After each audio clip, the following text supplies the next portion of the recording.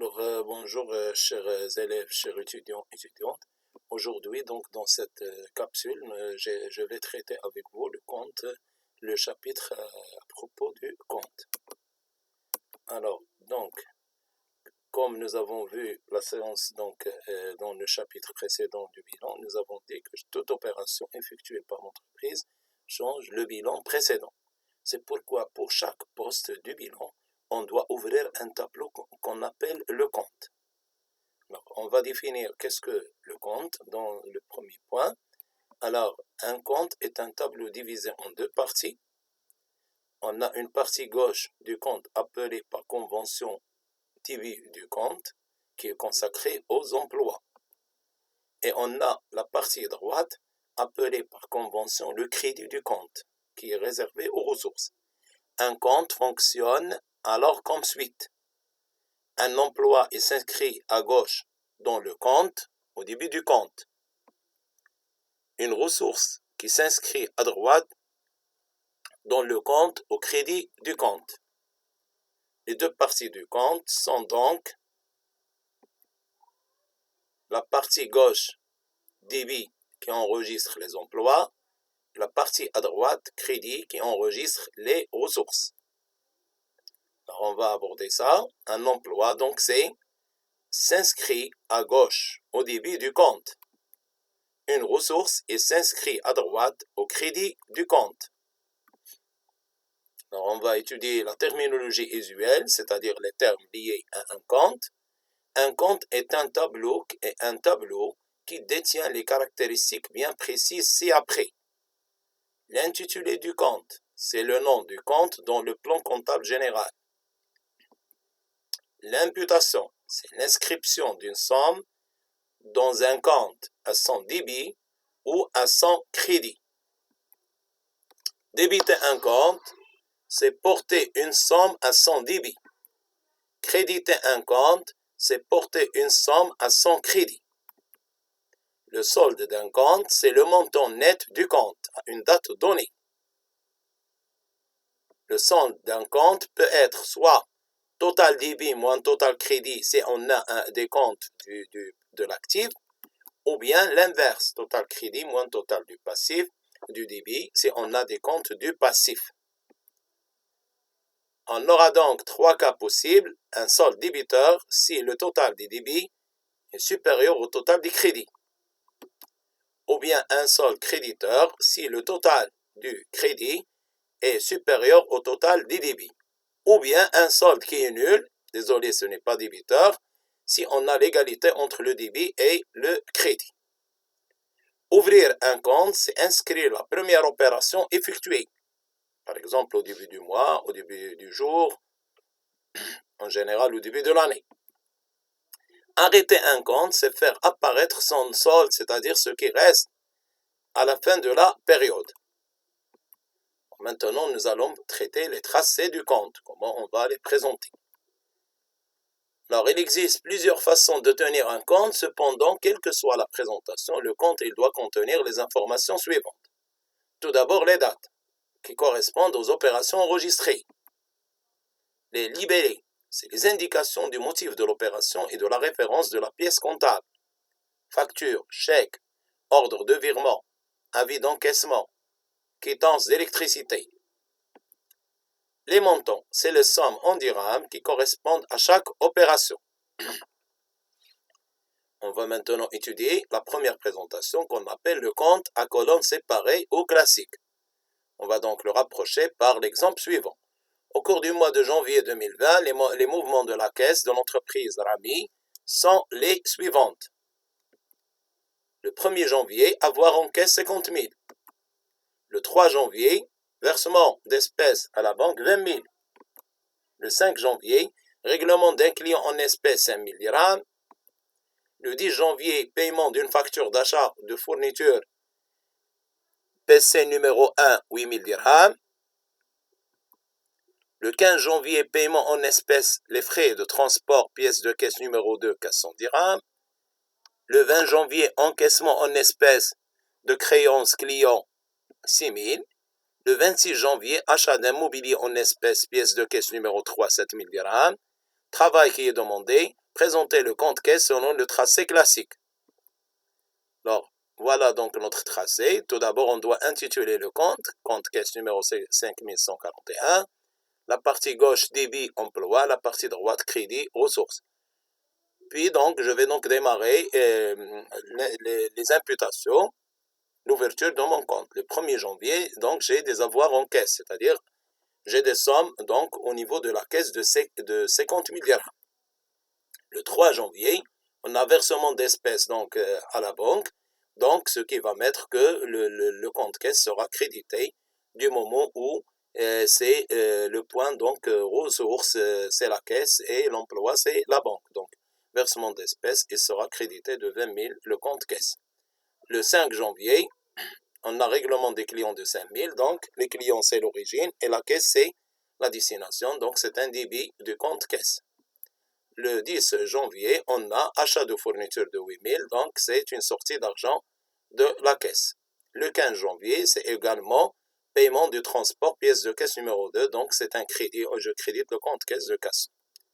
Le 20 janvier, j'ai encaissement de créances des clients 6 000, donc c'est un débit. Et le 26 janvier, on a acquisition de mobilier, on a acheté un mobilier à pièce de caisse numéro 3, 7 000 dirhams. À la fin donc de la période, je dois arrêter donc le compte. Donc pour arrêter le compte, tout d'abord, je calcule le total du débit, 61 000, que je compare avec le crédit pour dégager le solde. Alors, je constate que le total des débits dépasse le total des crédits, ce qui nous donne un solde qui est débiteur de 25 600 dirhams. Je vérifie mon total et je trouve l'égalité entre le débit et le crédit. Alors, solde égale total débit moins total crédit. J'ai 25 600 dirhams, c'est un solde débiteur car le total débit est supérieur au total du crédit. Ainsi, on doit le noter dans le côté le plus faible pour équilibrer le compte. Évidemment, toujours un compte doit être équilibré. D'où le solde sera inscrit dans la partie crédit pour avoir l'égalité. Le solde final que nous avons trouvé, par exemple au 31 janvier, du compte caisse, il va devenir pour le mois suivant le solde à nouveau au début du mois. Alors, le solde au début doit être noté dans sa colonne correspondante. Au débit, s'il est débiteur, au crédit, s'il est créditeur. Maintenant, nous allons passer à la deuxième présentation, le compte à colonne mariée, qu'on va donc aborder à travers un exemple. Au cours du mois de janvier, le compte banque de l'entreprise Borda a connu les variations suivantes. Le 1er janvier, solde à nouveau débiteur 15 000. Le 2 janvier, retrait de la banque de 5 000 dirhams pour alimenter la caisse. Le 5 janvier, achat de marchandises contre chèque numéro 1001 pour 22 000. Le 15 janvier, paiement d'une dette fournisseur par chèque numéro 1002, 9 500. Le 20 janvier, reçu le règlement d'un client par chèque numéro 1255 pour 24 500 dirhams.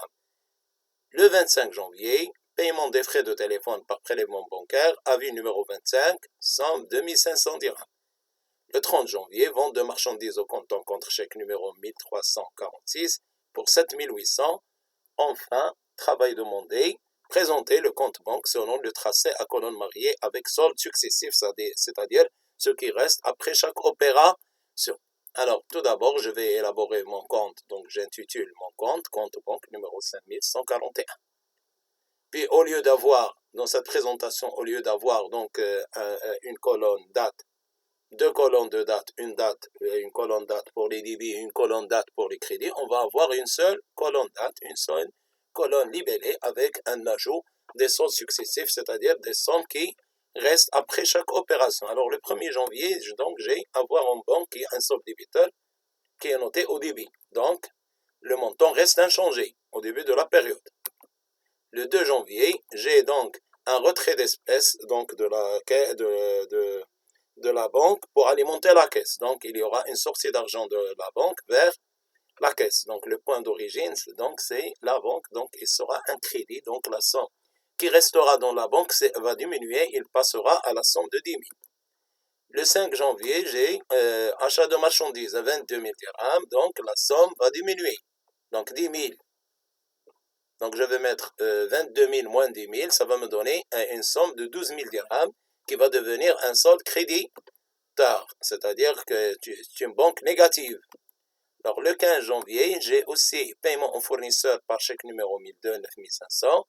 Donc, j'ai un montant qui est crédit avec un solde créditeur que je vais mettre la somme et non pas la différence. Alors, mon solde va devenir 21 500 dirhams, c'est-à-dire que la dette envers la banque va augmenter de 9 500. Après, j'ai le 20 janvier, recouvrement de créance 24 500. Alors là, j'ai un débit parce que les clients m'ont versé une somme de 24 500. Donc, je vais donc faire la différence et le solde devient débiteur 3 000. Le 25 janvier, j'ai paiement de téléphone 2500, donc je vais retrancher les 2500 des 3000, ce qui me donne 500 dirhams. Enfin, j'ai le même jour vente de marchandises chèque numéro 1346 que je reçois du client. Donc, c'est un débit du compte banque 7800 avec le point comme ressource. Je vais mettre donc le client, vente de marchandises plutôt, qu'on verra après par la suite, ce qu'on appelle un compte de produit. Donc 7800, donc le solde va augmenter, il va donc devenir 8300. Enfin, je calcule le total pour vérifier mon solde final qui est de 8300.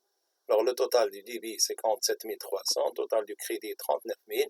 Si je fais donc la soustraction, je vais trouver un solde qui est débiteur de 8300. C'est bien. Alors, on continue, mes chers élèves.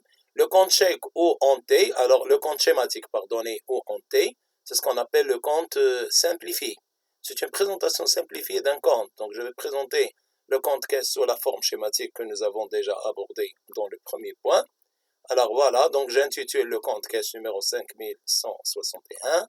La partie gauche débit, la partie droite, donc c'est le crédit. Maintenant, au lieu de noter le libellé, je ne vais pas noter le libellé, je vais juste indiquer la date et la somme et l'imputation.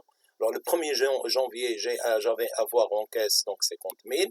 Alors, le 3 janvier, j'ai un crédit de 20 000. Le 5 janvier, on a mis un débit de 5 000 dirhams. Le 10 janvier, un crédit de 8 000. Le 15, également un crédit de 400. Et le 20 janvier, un débit de 6 000. Et le 26 janvier, un crédit de 7 000. On a mis le total 61 000. On a trouvé un solde débiteur de 26 600, 25 600 et avec un total de crédit de 61 000. Voilà comment se présente un compte schématique ou en T. Si j'ai un solde débiteur, je le note au crédit. Si j'ai un solde donc créditeur, je vais le noter dans la partie la plus faible, c'est-à-dire dans la colonne débit, et je vérifie l'égalité d'un compte parce que nous avons dit qu'un compte doit être toujours équilibré. Maintenant, on va donc les deux premières présentations que nous avons vues, à savoir la présentation à colonne séparée et à colonne mariée, sont des présentations qui ont un caractère professionnel. Alors que la troisième présentation d'un compte sous forme de T, c'est-à-dire compte schématique, c'est une présentation donc de travail. Alors maintenant, on va aborder la partie double. Alors, principe. Alors, comme on va aborder donc le principe à travers d'un exemple, le 2.4, M. Ali apporte 100 000 dirhams pour créer une entreprise déposée à la banque. Alors, donc, on va faire notre analyse de l'opération comme on a vu au niveau du bilan, c'est en termes d'emploi et de ressources.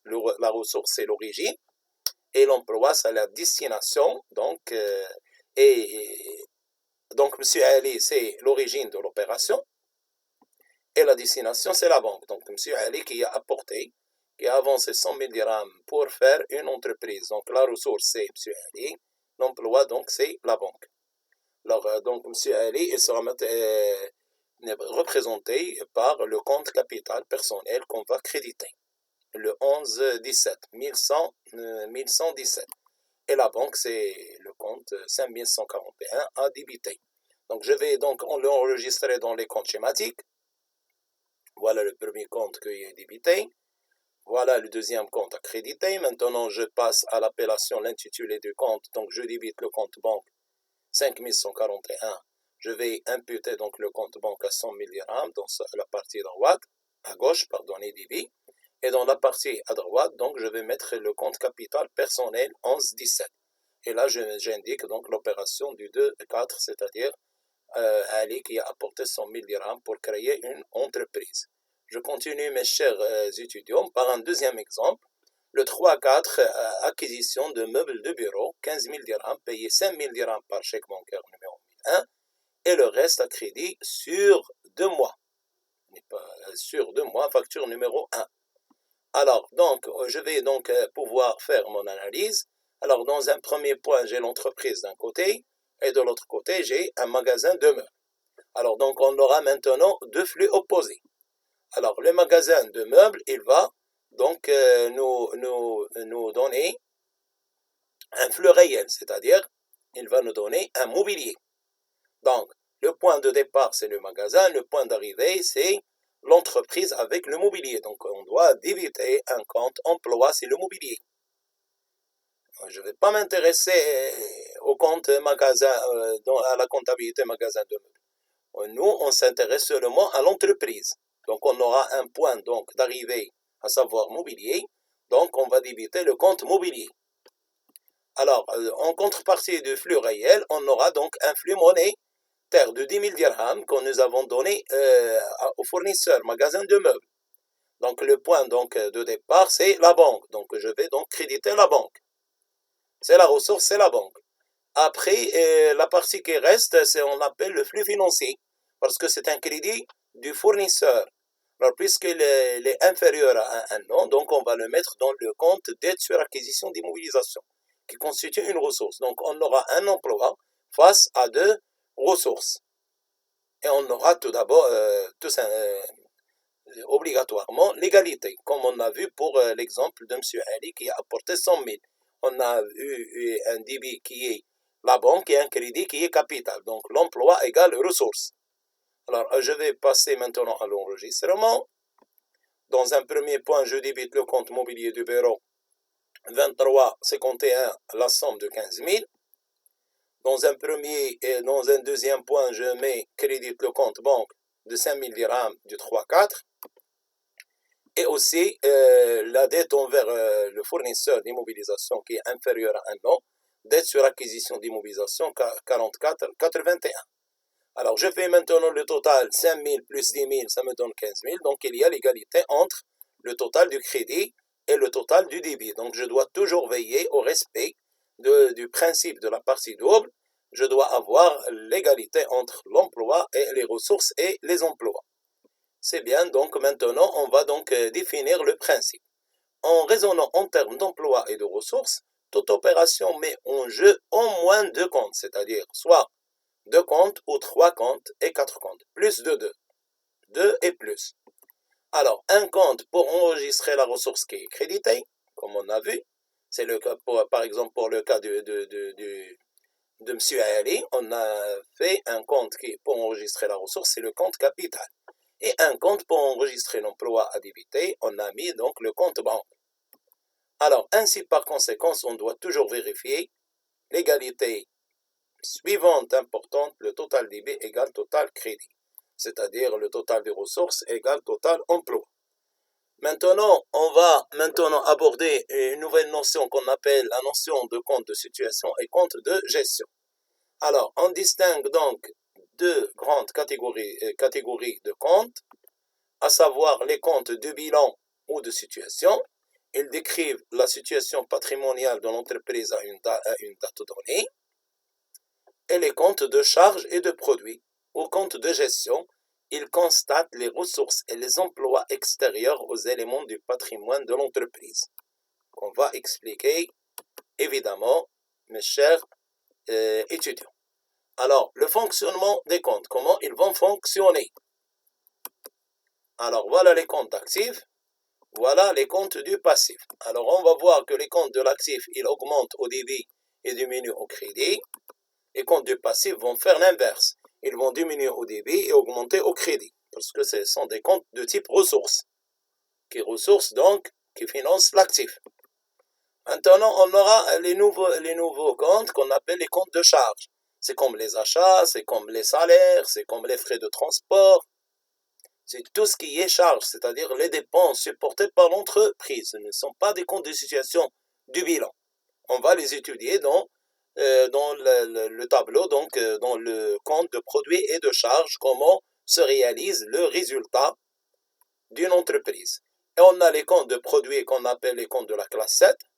Alors, les comptes de charges, ils augmentent au débit, comme les comptes d'actifs, et diminue au crédit comme les comptes d'actifs, évidemment. Les comptes de produits qui constituent donc des ressources, ils vont donc diminuer au débit et augmenter au crédit. Alors, remarque, donc je vais dire, donc les comptes d'actifs et de charges fonctionnent d'une manière identique de la même façon. Il en est de même pour les comptes du passif et de produits. Alors, les comptes d'actifs et les comptes de charges présentent généralement un solde débiteur, généralement parce qu'il y en a des comptes qui sont créditeurs, mais par exemple, comme le cas des amortissements. Alors, les comptes de passifs et les comptes de produits présentent généralement un solde créditeur, mais il y en a des comptes qui peuvent être débiteurs, c'est comme le cas des résultats nets avec résultat perte, c'est-à-dire résultat net débiteur, ou aussi le prélèvement de l'exploitant, le compte de l'exploitant. Alors après, on va donc étudier le plan comptable général des entreprises, le PCGE. Alors on va donc le définir, c'est le petit livret des comptes qui contient le numéro des comptes. Alors le plan comptable est une norme, c'est-à-dire c'est une règle juridique, c'est-à-dire un instrument de travail qu'il faut respecter par toutes les entreprises. Et il a pour but la normalisation, c'est-à-dire c'est rendre le travail normalisé, c'est-à-dire de la même manière, c'est-à-dire uniforme, de façon uniforme, de la comptabilité. Il a été institué, par exemple, dans le cadre de la comptabilité marocaine, par la loi 988 du bulletin officiel du 31/12/92. Alors, le plan des comptes, proposé par le PCGE est une classification fondée sur un mode de codification décimale qui utilise les chiffres de 0 à 9. Parce qu'il y a donc d'autres codifications, à savoir par exemple la codification binaire, le 0-1, on a autre codification alphabétique, alphanumérique, etc. Alors, les comptes sont regroupés en 10 classes. Et on aura donc 10 classes. Alors, on aura donc les comptes de situation et les comptes de gestion. Alors, les comptes de situation, on a les comptes de financement permanent du passif classe 1, classe 2, les comptes d'actifs immobilisés, classe 3, les comptes d'actifs circulants hors trésorerie, classe 4, compte du passif circulant hors trésorerie, et classe 5, compte de trésorerie qui se divise en trésorerie active. C'est le 51 qui sont débiteurs et trésorerie passif 55 qui sont créditeurs. On a également les comptes de gestion, à savoir les comptes de charges classe 6 et les comptes de produits classe 7, à savoir par exemple les ventes, les intérêts reçus, etc. Et la classe 8, les comptes de résultats. Et on a des comptes d'analyse. Les comptes analytiques, c'est de type classe 9, qu'on trouve dans le plan comptable, et les comptes spéciaux classe 0, aussi, qu'on trouve dans le plan comptable. Alors, la codification, la numérotation comptable. Alors, le plan comptable utilise une codification décimale en utilisant les chiffres de 0 à 9. Chaque fois, on ajoute un chiffre à droite. Alors là, j'ai donné un exemple, cher étudiant. J'ai donc le nombre de chiffres. Par exemple, j'ai un nombre de chiffres de 1. Alors, si j'ai un seul chiffre, on parlera donc de ce qu'on appelle d'une classe ou d'une masse. J'ai donné un exemple ici, le numéro 2. On va trouver, on appelle cette classe l'actif immobilisé. Pour deux chiffres, on l'appelle rubrique. J'ai donné le 23, c'est ce qu'on appelle les immobilisations corporelles. Avec 3 chiffres, c'est ce qu'on appelle un poste. 232, c'est ce qu'on appelle les constructions, c'est-à-dire les immeubles. Ça va apparaître avec le numéro 23-21. Alors là, on parlera de ce qu'on appelle un compte principal. Dans notre exemple, il est appelé bâtiment. 5 chiffres, on parle de compte divisionnaire. Là, on parle de 23-211 bâtiments industriels. 6 chiffres, c'est un sous-compte. C'est le cas des bâtiments, par exemple A. On peut avoir bâtiment A, bâtiment B, etc. Voilà un exemple. Donc, un seul chiffre, c'est la masse. 2, c'est la rubrique. 3, c'est le poste. 4, c'est le compte principal. 5, compte divisionnaire. 6, un sous-compte. Puis après, je fais la remarque suivante. La signification de certains chiffres dans la codification comptable. Parce qu'il y a un raisonnement au niveau de ces chiffres-là. Une certaine logique. Alors, donc, l'utilisation de certains chiffres dans des positions déterminées au niveau de la codification leur donne une signification particulière. Alors là, je vais donc voir, par exemple, si on a le chiffre 4 en deuxième, au niveau de la position du chiffre 4, deuxième d'un compte du bilan, par exemple le 1, le 2, le 4, alors là, on l'appelle, il indique un compte de créance ou de dette. Par exemple, le 1, 4, 8, 1, c'est les emprunts. Le 3421, parce qu'on a le 4 en deuxième position. Compte client. 44, c'est les dettes du passif. Donc 44, 11, c'est les fournisseurs. Alors, toujours un compte 8 dans la classe 2, en deuxième position, avec la classe 2, il indique un compte amortissement. Regardez que le 2811, amortissement des frais, 2834, amortissement du matériel de transport, et ainsi de suite. 2,8, c'est amortissement. Alors, le 9 dans la deuxième position des comptes actifs, il indique ce qu'on appelle un compte de provision. C'est le cas, par exemple, du 3942, provision pour dépréciation du client. On peut aussi aborder le 2951, provision pour dépréciation des titres de participation. C'est-à-dire le 9 associé avec un compte de l'actif. Soit classe 2, donc j'aurai 29, c'est ce qu'on appelle les provisions pour la dépréciation des immobilisations, ou bien le 3-9, c'est provision pour dépréciation des comptes de l'actif circulant, ou bien le 5-9.